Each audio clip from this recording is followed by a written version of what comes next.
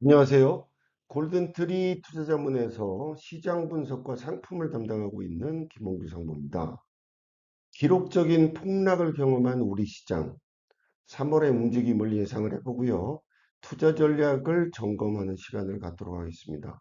부제는 이런 급락 이후의 시장 상승 기대와 예상을 축약한 부활의 시간입니다. 이란발 중동 사태의 영향으로 스냅샷을 보시면 최근 이틀간 우리 증시는 기록적인 낙폭을 경험을 했습니다. 주초 이틀간에 걸쳐서 코스피 지수 각각의 낙폭은 마이너스 7.24%, 그리고 마이너스 12.06%, 종가 기준으로는 6244에서 5093포인트까지 하락을 했었죠. 우리 증시는 다른 나라에 비해서 유난히 큰 낙폭을 기록을 했는데요. 그 이유를 몇 가지 되돌아보면 첫 번째가 이제 속도의 문제를 들 수 있죠. 연초 이후 2월 말까지 주요국의 주가 지수 상승률을 보면 나스닥이 마이너스 2% 수준이었고요.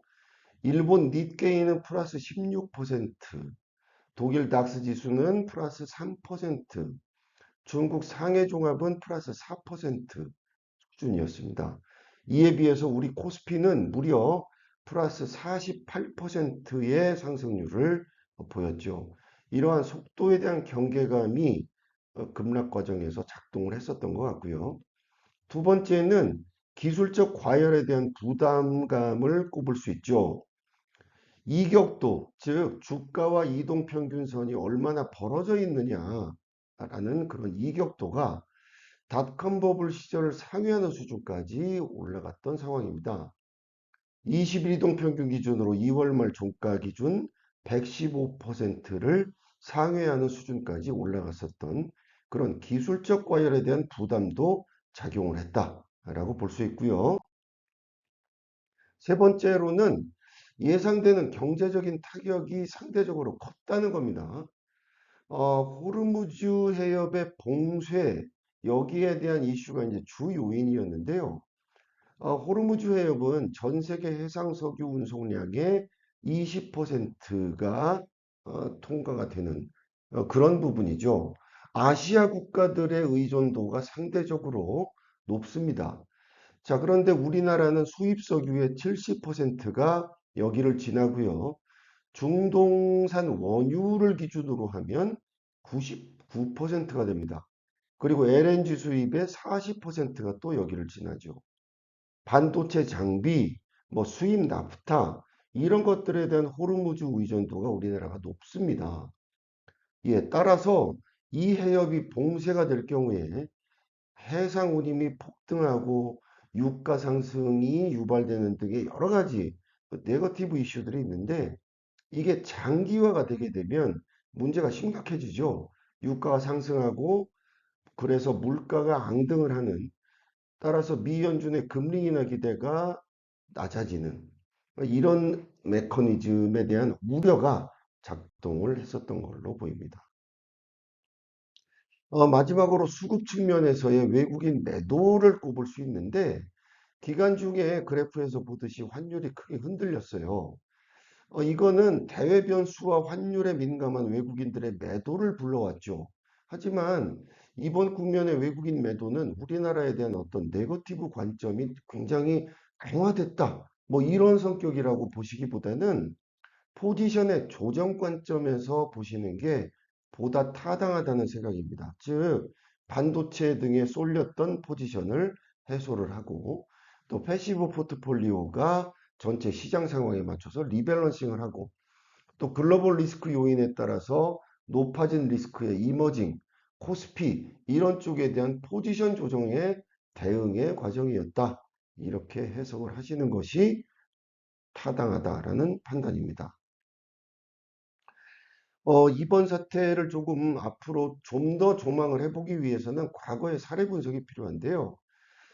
내용을 보면 코스피가 평균적으로 1개월 만에 중동 리스크 이벤트 직전 수준을 상회를 하고요. 3개월 이후로는 평균 10% 이상 상승을 한 그런 과거의 궤적들을 볼 수가 있습니다. 아래 표에서 우리는 1990년에 이라크 쿠웨이트 침공, 그리고 2003년에 이라크 전쟁, 2023년에 하마스 이스라엘 공격, 2025년에 미국의 이란 핵시설 공격 등의 여러 이벤트들을 보실 수가 있는데요. 전쟁 개시 전 불확실성이 있었다 하더라도, 또 개시 후에 단기 충격이 있었다 하더라도 대체로 전쟁을 시작하면서 불확실성이 해소가 되면서 충격을 빠르게 회복하는 양상을 보였다라는 점을 우리가 표에서 확인을 하실 수가 있습니다. 어, 현대차증권과 하나증권의 자료를 인용한 표 참조하시고요. 그렇지만 1973년은 달랐습니다. 이때는 이집트, 시리아가 이스라엘을 공격했죠. 미국이 이제 이스라엘을 전격 지원을 했었는데, 이때 좀 강한 조치가 나왔죠. 중동 산유국들이 석유 금수 조치를 발표를 했던 겁니다. 이게 이제 1차 오일 쇼크죠. S&P 500이 고점에서 40%가 넘게 폭락을 했습니다. 그래서 상당히 시장 충격이 컸었는데요. 그렇다면 이번에는 어떨 거냐라는 그런 우려와, 이번만은 좀 다르지 않겠느냐, 이때와는, 뭐 이런 기대, 이런 것들이 굉장히 혼재하는 상태로 보실 수가 있을 것 같습니다. 그래서 시나리오로 이걸 세 가지로 이제 정리를 해보면, 역시 미래에셋과 하나증권의 분석을 참조해서 아래 표를 우리가 보실 수가 있는데요. 간단히 설명드리면, 사준의 빠른 종결이 이루어지는 경우에, 즉 현 정권 인사들과의 합의나 안정적인 새 정권이 수립이 된다든지 이렇게 해서 빠른 종결이 이루어지게 되면 주식과 금리와 환율, 그리고 경기에 미치는 영향은 최소화될 것이고요. 다만 군사 충돌이 장기화가 되면 역시 주식, 금리, 환율, 경기에 물가 상승에 대한 어떤 인플레 고착화 우려, 그리고 지정학적 위험이 상승해서 환율이 상승하는 등의 영향이 예상이 되죠. 마지막으로 호르무즈 해협이 완전 봉쇄가 돼서 완전 물류 이동이 마비가 된다. 이런 쪽까지 가게 되면 이제 스태그플레이션, 즉 경기도 침체를 하면서 물가도 상승하는 이런 스태그플레이션에 대한 우려가 고착화될 수도 있다. 이렇게 되면 좀 걷잡을 수 없이 위험이 번져나가는 그런 모습을 보일 텐데요. 현재 시점에서 보실 경우에 아마도 사준의 갈등 봉합 쪽의 기대, 이쪽의 확률이 좀 더 높은 것 같습니다. 왜냐하면 과거 이란의 핵심 동맹, 뭐 시리아 아사드 정권을 들 수 있죠. 또 헤즈볼라 등의 무장 세력, 이런 쪽들이 붕괴되거나 약화된 상황이고요. 미국 유권자들의 어떤 반대 여론, 여기에 대한 부담도 만만치 않고 의회 동향 역시 그러합니다. 또 물밑 협상이 진행될 가능성, 물론 이란에서는 부인을 했습니다만 여전히 이런 진행 가능성들을 열어놓고 본다면 조금 빠른 갈등 봉합이 기대가 될 수 있다라는 쪽으로 우리가 시장을 바라다 볼 수가 있다는 점 말씀드리고요. 다만 이제 시나리오 강도별로 유가를 예측을 해봤을 때 호르무즈가 완전 봉쇄가 돼서 장기화가 되게 되면 한 브렌트유 기준으로 90달러 이상의 유가, 그리고 사우디 등으로 이제 좀 더 전쟁의 범위가 확산이 된다면 130달러 이상이 가는 그런 안 좋은 시나리오까지 어, 상정을 해볼 수는 있겠습니다. 국내 증시가 처한 상황을 이 상황에서 좀 더 객관적으로 들여다보면 먼저 밸류에이션 측면에서 좀 적절한 조정이 이루어질 수 있는 기회가 됐다. 이렇게 볼 수도 있을 것 같습니다. 자, 코스피 12개월 선행퍼가 현재 왼쪽 그림에서 보면 10.4배 수준입니다. 자, 여기에서 이익 대비 주가가 아직 낮다라는 그런 평가를 할 수 있는 삼성전자, 그리고 SK 하이닉스를 제외한 그림이 오른쪽에 있는 그림인데요. 이렇게 되게 되면 12개월 선행퍼는 13.2배로 올라가게 됩니다. 따라서 최근에 주가 조정으로 이렇게 좀 밸류에이션이 과도했던 부분들이 조정을 갖는 그런 기회가 됐다라는 평가도 가능하다라고 우리가 볼 수 있고요. PBR 측면에서도 이게 두 배를 상회했던 적은 2000년 초, 2007년 말 두 차례뿐인데요. 최근에 가파르게 이게 올라오고 있었거든요. 자, 이 PBR이 적정 밸류에이션으로 조정될 수 있는 그런 시기였다. 이번에 폭락 시기가 그런 시기였다고 볼 수 있다라는 점도 우리가 참조할 수가 있다라는 점입니다. 그렇다면 앞으로 코스피 전망은 어떨까요? 그 결론부터 말씀드리면 우리 시장의 리레이팅 요소는 여전히 유효하다라고 볼 수 있다는 점입니다. 먼저 수급 쪽에서 개인 그리고 이제 개인의 매수가 반영이 되는 ETF 이런 쪽의 강세 구조는 여전히 가져갈 수 있는 여건이 아직 조성이 되고 있다라는 부분 말씀드릴 수가 있고요.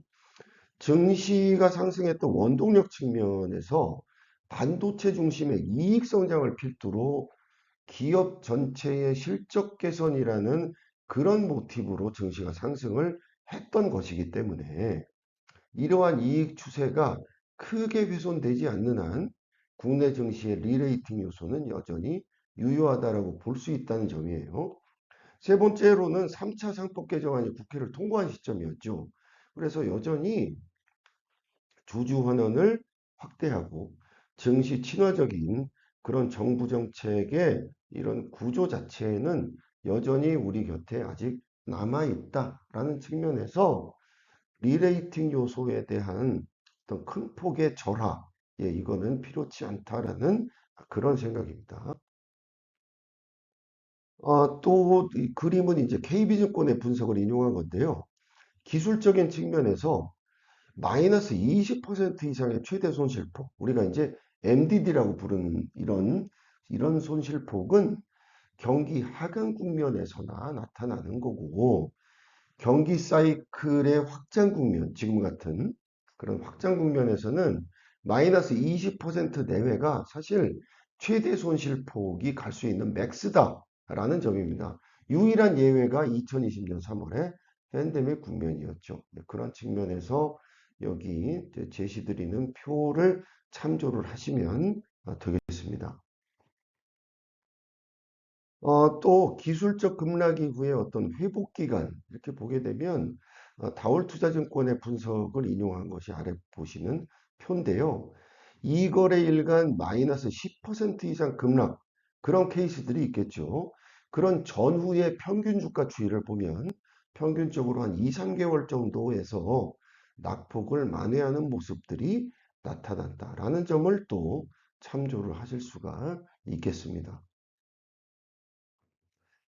한편 채권을 보면 채권은 위험이 상승하는 국면에서 안전자산으로 자금 이동이 나타나면서 가격이 올라가서 금리는 하락하는 모습이 일반적이에요. 그런데 지금은 다소 좀 불안정한 움직임을 보이고 있죠. 그 이유는 현재 채권 가격에 이런 세 가지 요소들이 반영됐기 때문이에요. 뭐냐면 유가가 상승할 거야. 그래서 인플레 리스크가 있을지 몰라. 이런 것들이 이제 반영이 된 거고, 또 전쟁 비용 또 조달을 해야 되니까 국채 발행 물량이 늘을 수 있다라는 그런 우려. 그리고 재정 정책을 확대하는 과정에서 또 역시 국채 발행 물량이 증가할 수 있다는 우려.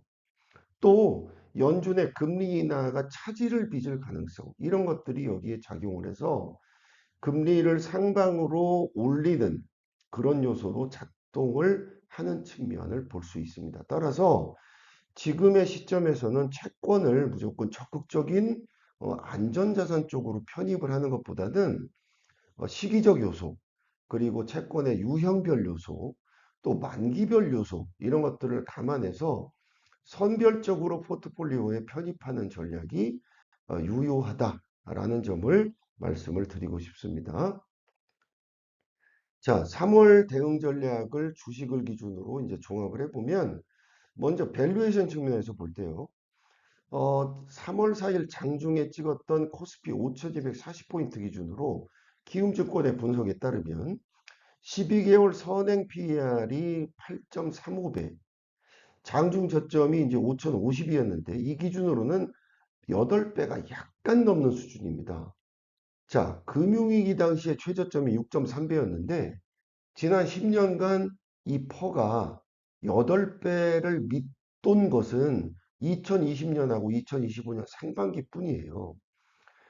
과거 최저 수준의 평균 퍼는 대체적으로 8배 초반의 수준이었어요.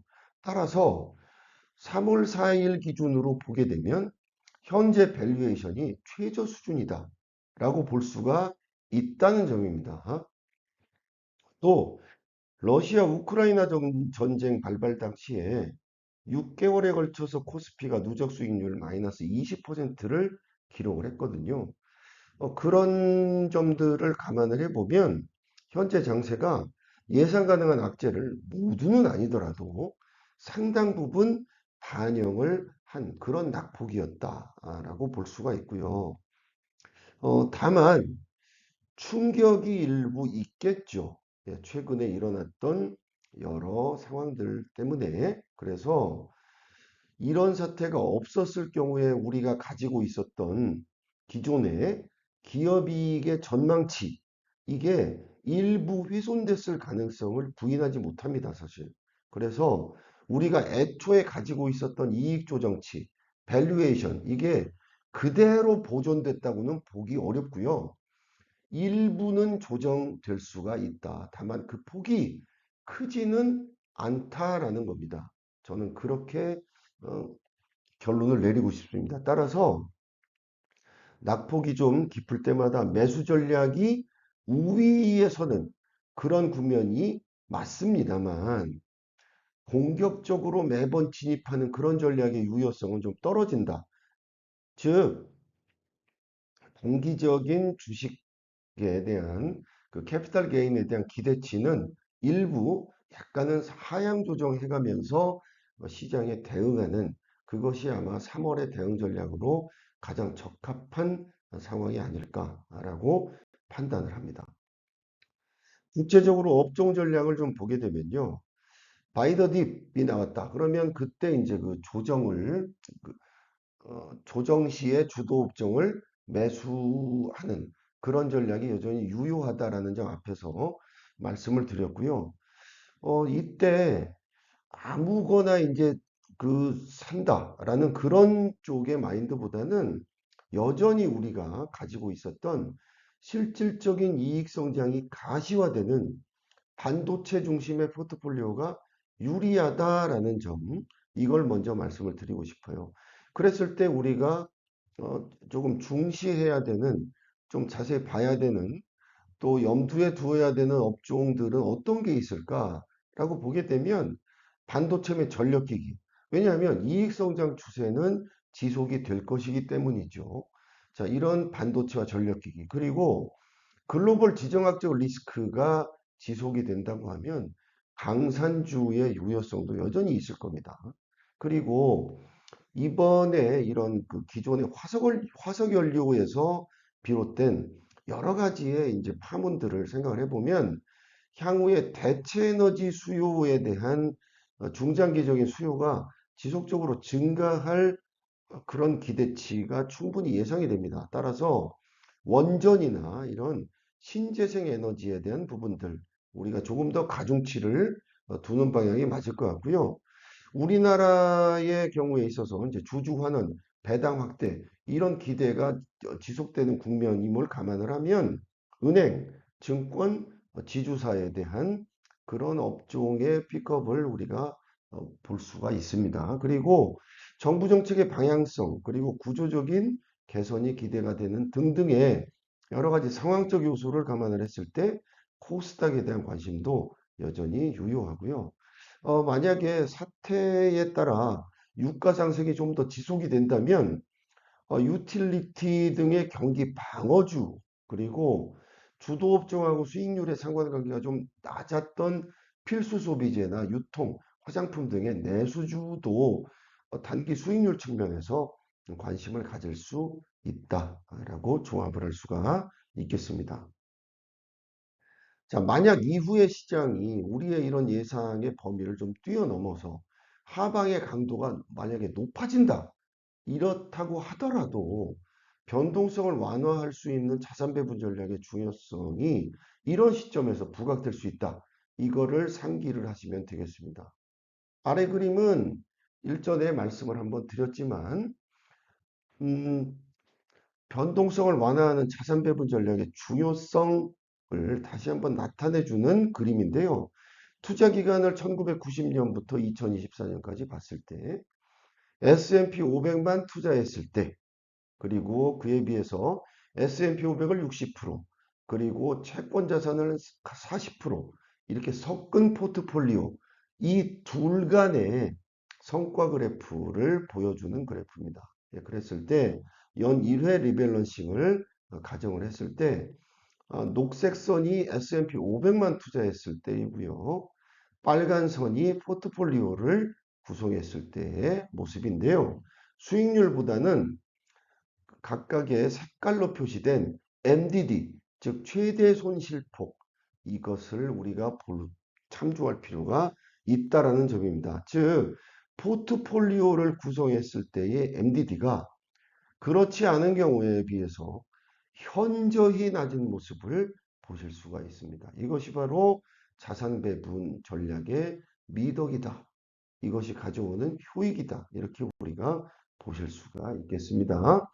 그러한 측면에서 포트폴리오 투자의 개념과 원칙에 입각해서 운영 중인 골든트리 투자자문의 전략적인 모델 포트폴리오의 주요 라인업들이 아래와 같습니다. 현재 주요 성장 업종, 주목할 업종들, 뭐 반도체, 전력설비, 방산, 금융, 고배당, 신재생 에너지 이렇게 압축을 해볼 때 오른쪽에 그와 관련된 주요 포트폴리오 상품들이 자리하고 있습니다. 미래 성장 산업에 포커스된 4차 산업 포커스, 그리고 안정적인 인컴을 창출하고 전략적인 투자를 믹스하는 2025 연금저축 ETF, ISA 배당인컴형 ETF, 또 국내 배당 ETF와 글로벌 고배당 투자회사 등을 믹스한 인컴 알파, 그리고 국내외 인컴 중심 ETF와 리츠에 투자하는 글로벌 ETF 리츠, MP들, 아울러서 반도체를 비롯한 AI 밸류체인 중심의 투자를 하는 골든 성장 포커스 ETF 상품들 이런 것들에 대해서 투자 전략의 좋은 참조점이 되셨으면 합니다. 예, 이상으로 3월 시장 점검 간략하게 우리 같이 살펴봤습니다. 투자에 좋은 결과 있으시길 기원합니다. 감사합니다.